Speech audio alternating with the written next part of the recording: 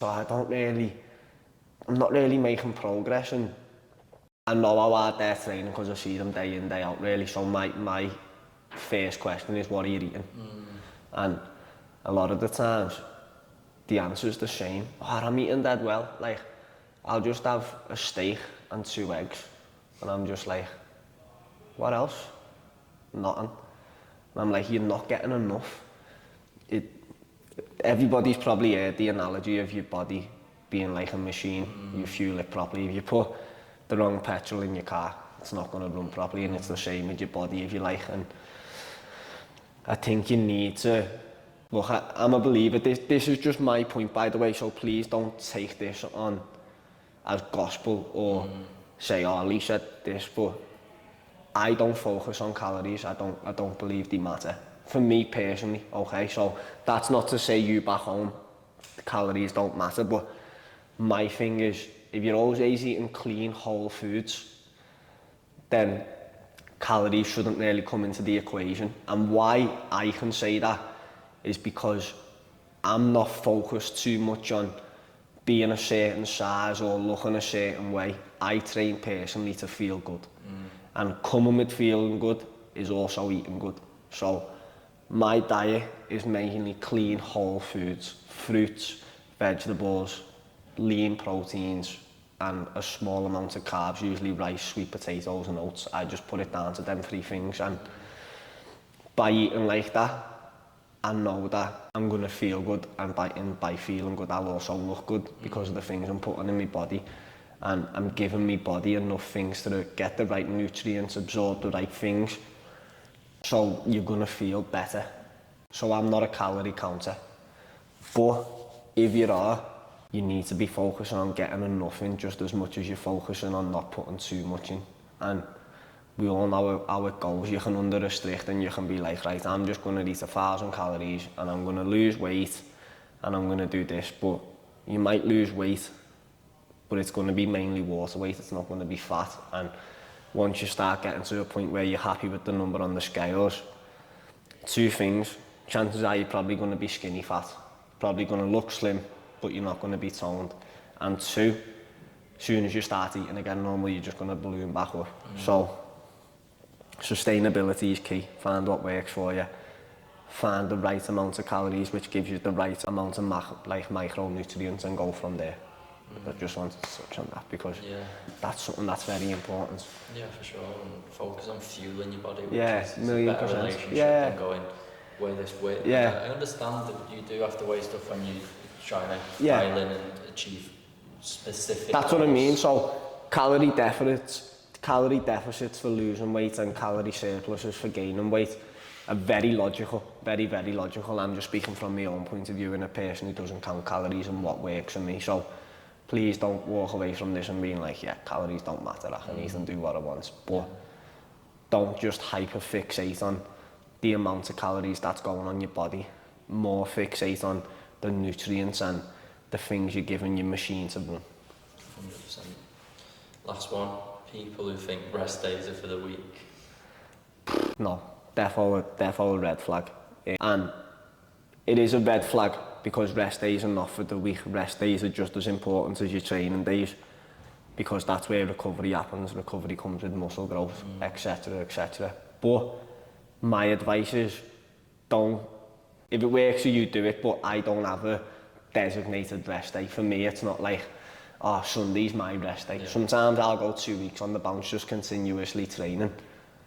Learn to listen to your body. Like Friday, when I'm recording this Saturday yesterday, my body was sore, didn't feel great, so I didn't train, you know what I mean? But I'd been training for 2 weeks prior to that, just on the bounce, learning to listen.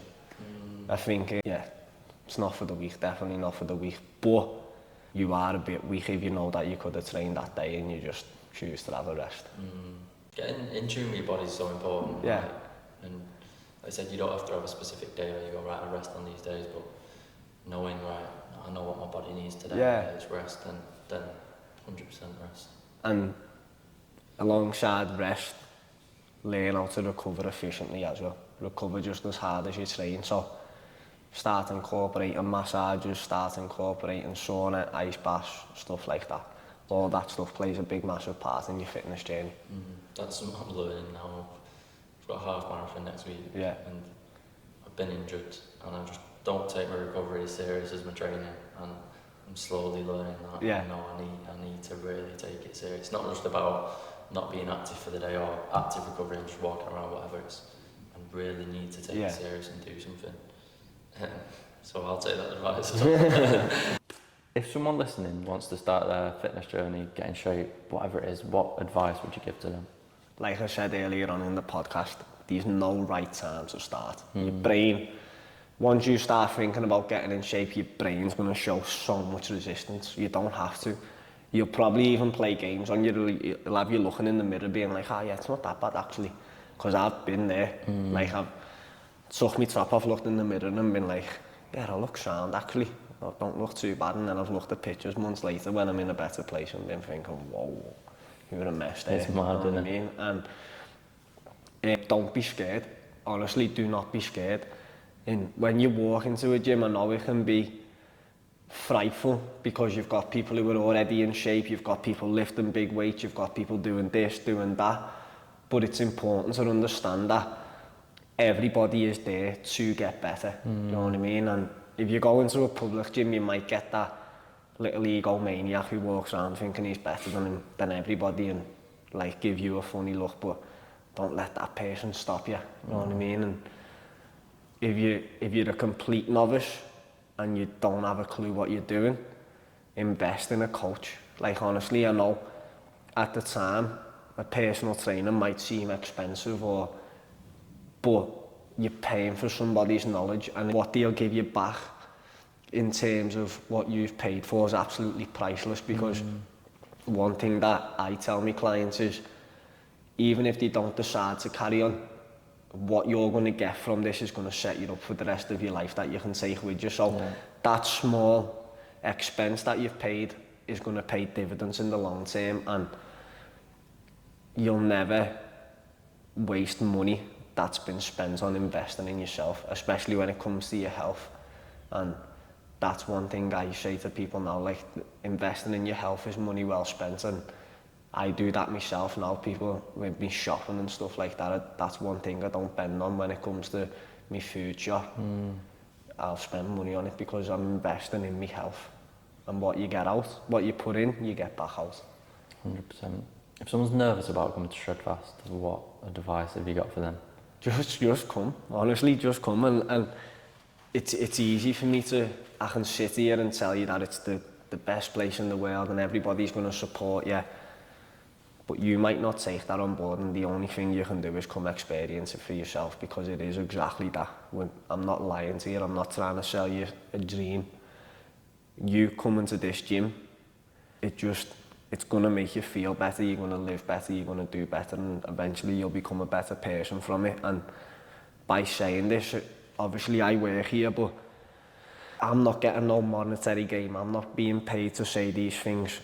I'm saying it from a place of experience. I've watched myself and I've watched countless other people completely transform their lives through the power of ShredFast. So whether it's during the gym, whether it's signing up and online, give us a chance during the movement, and the chances are you'll stay stuck to it, because all we're trying to do is good.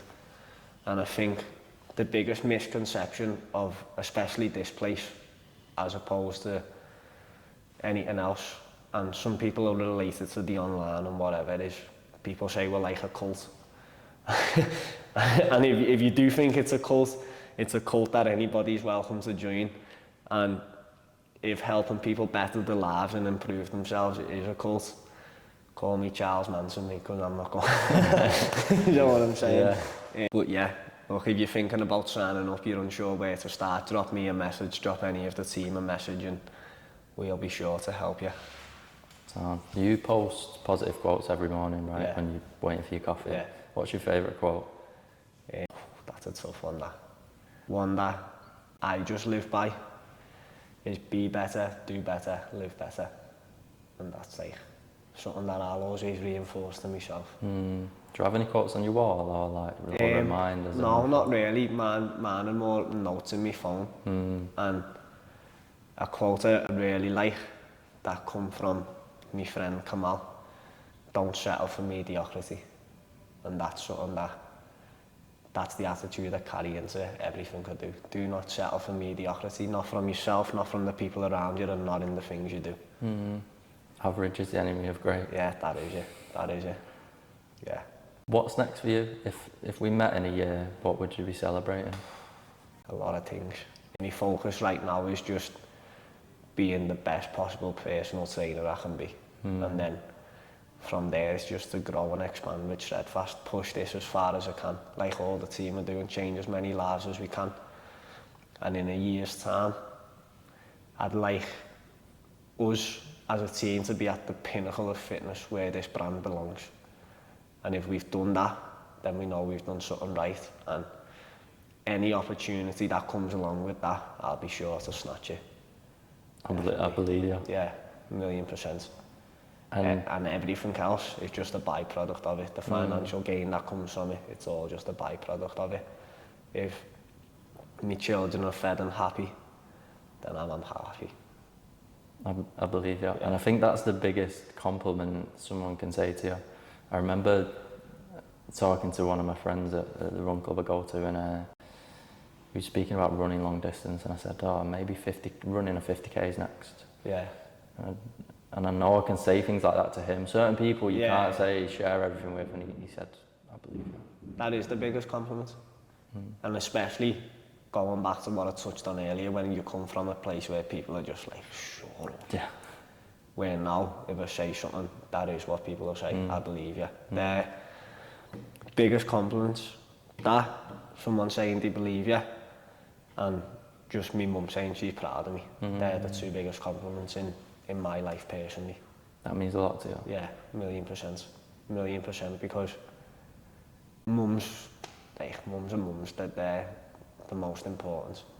And I've put my mum through a lot, you know what I mean? And one of the biggest turning points ever was I got arrested once, and I remember being sat in the police station with my mum when you're getting fingerprints, whatever, and she was crying her eyes out, and I just remembering that moment just being like, you've proper messed up here, like you've proper messed up.